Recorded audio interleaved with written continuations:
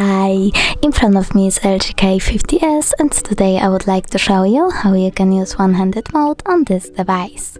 Start by opening settings, then choose display and scroll all the way down.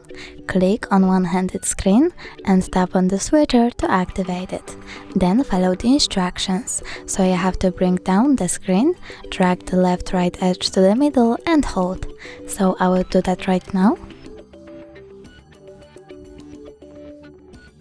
Okay, one more time. And as you can see, one-handed mode is now on. If you want to go back, tap over here. If you want to turn off one-handed mode completely, tap on the switcher again. Thanks so much for watching. If you enjoyed this video, don't forget to leave a like, comment and subscribe.